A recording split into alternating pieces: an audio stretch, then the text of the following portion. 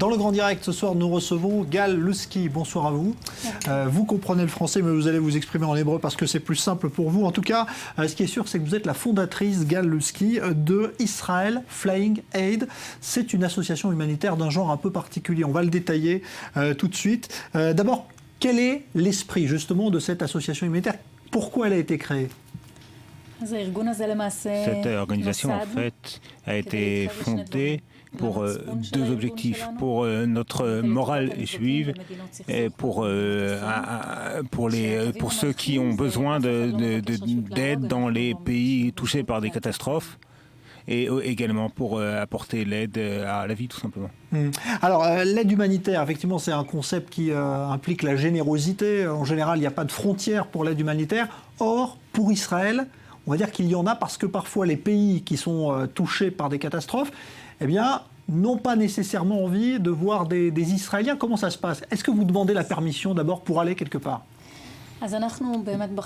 Oui, nous avons choisi, l'État d'Israël fait un travail formidable dans les endroits touchés par des catastrophes et des conflits, mais le fait que une grande partie du monde est fermée aux Israéliens dans ce genre de situation, eh bien, nous avons créé une organisation qui ne dépend pas du gouvernement et de l'État, mais nous nous concentrons sur les pays qui ont besoin d'aide après des catastrophes naturelles et également des pays touchés par des armes de destruction massive. Et malheureusement, nous ne sommes pas autorisés à y parvenir et l'organisation est engagée à sauver les vies et pas forcément à respecter la loi.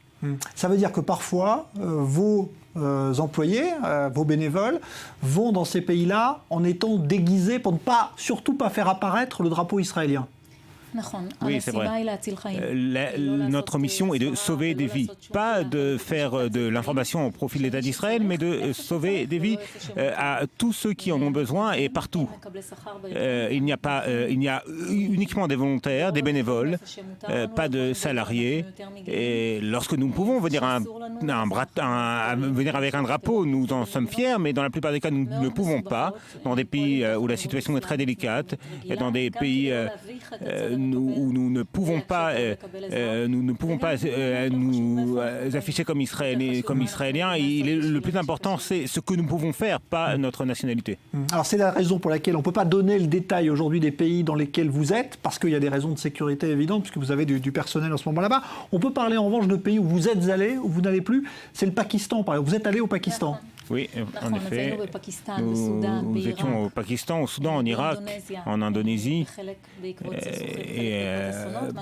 suite à des catastrophes, suite à des conflits. Et ce que nous faisions, c'est de la médecine d'urgence, de la médecine post-traumatique, également de la distribution de nourriture, de vivres. Et comment ça se passe? Alors, comment vous êtes reçu? Est-ce que d'abord, un jour, on a vu que vous étiez israélien, par exemple au Pakistan? Est-ce qu'un jour, on a compris que vous veniez d'Israël? Comment réagissent les gens là-bas? Il n'y a pas tout le temps la possibilité de le dire parce que, encore une fois, la mission est de revenir sain et sauf à la maison. Les réactions sont différentes. Certaines des réactions, par exemple, je peux parler d'une époque récente, lorsqu'ils comprennent que nous venons d'Israël, certains disent nous savions que des Israéliens allaient venir. Pourquoi vous avez pris tant de temps pour venir, justement? Il y a parfois on nous embrasse, on nous donne l'accolade, et certains aussi prennent la fuite, ne veulent pas être traités par des Israéliens. Chaque réaction est bonne pour nous. Encore une fois, le but est de leur permettre de vivre, tout simplement.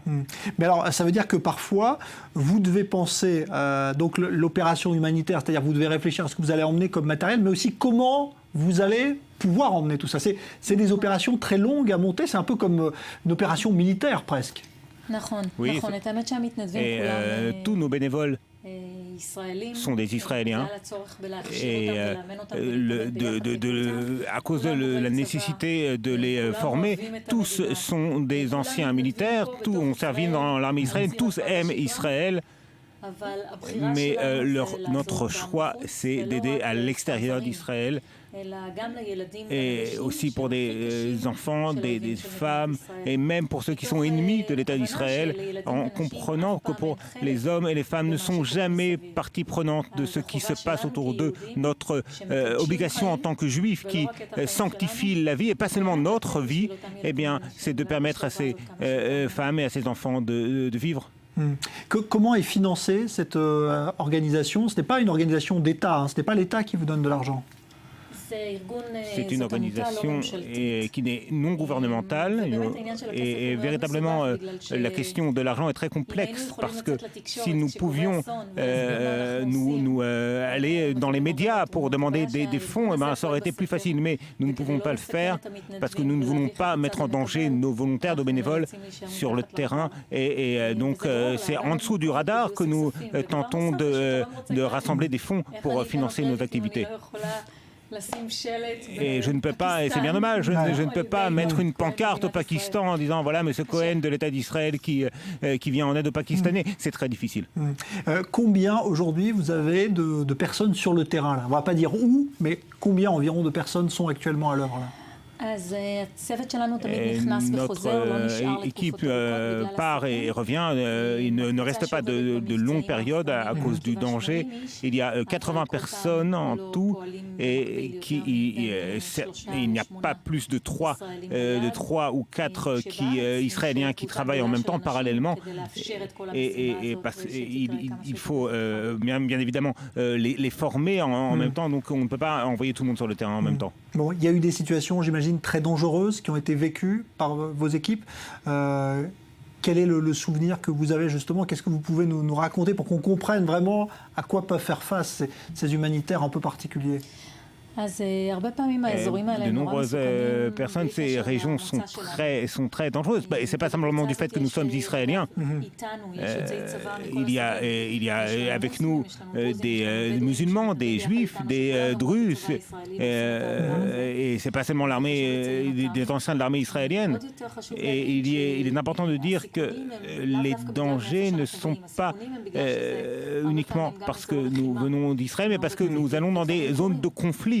Et certaines choses se passent dans les zones de conflit. Oui, il y a des moments effrayants et chacun d'entre nous, chacun des bénévoles doit se confronter à ces peurs.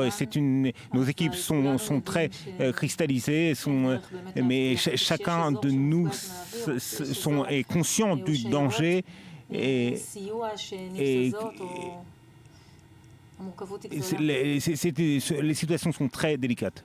Alors aujourd'hui, évidemment, il y a beaucoup d'endroits dans le monde où il y a des besoins humanitaires. Si on prend un pays comme l'Iran, qui est, on va dire, l'ennemi d'Israël aujourd'hui, en tout cas l'ennemi déclaré, est-ce que vous pourriez envisager d'aller en Iran un jour? Si il